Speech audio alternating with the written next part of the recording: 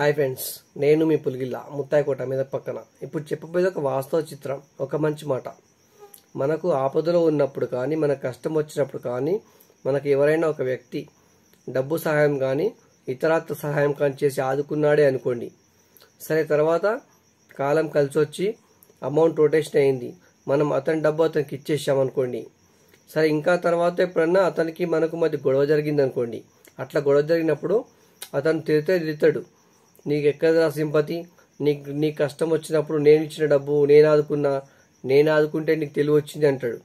సరే, అతడు మనకు సహాయం చేసింది కనుక తిట్టండి. అట్లాంటి సమయంలో మీరు మాత్రం నీ డబ్బులు నీకు పడేయలేనా, నీ పైసలు నీ ముఖానికి పడేయలేనా అని మాత్రం దయచేసి ఎప్పుడు కూడా తిట్టకూడదు. ఎందుకంటే మనం అతనికి డబ్బులు తిరిగి ఇచ్చేసింది రొటేషన్ అయినాక, కానీ అతడు మనకి ఇచ్చింది మనం కష్టకాలంలో ఉన్నప్పుడు. ఇందులో గొప్పతనం ఎవరిదంటే ఖచ్చితంగా అతనిదే. మన కష్టం వచ్చినప్పుడు ఆదుకున్నవాడు గొప్పవాడు. రొటేషన్ అయినాక ఇచ్చేసామంటే అది ఒక బాకీ కనుక, అదొక బాధ్యత కనుక ఇచ్చేసినాం. కానీ మనతో పోలిస్తే అతను గొప్పవాడు. కష్టకాలంలో మనకు సహాయం చేసింది కనుక, మనల్ని ఆదుకున్న కనుక అతను గొప్పవాడు. ఎట్టి పరిస్థితుల్లో కూడా అలాంటి వ్యక్తులు తిరిగితే పడండి, కానీ రిటర్న్గా తిట్టొద్దు. నీ పైసలు నీకు పడేసిన కదా, నీ పైసలు నీ ముఖానికి పడేసిన కదా అని ఎట్టి పరిస్థితుల్లో తిట్టొద్దు. గుర్తుంచుకోండి మిత్రమా.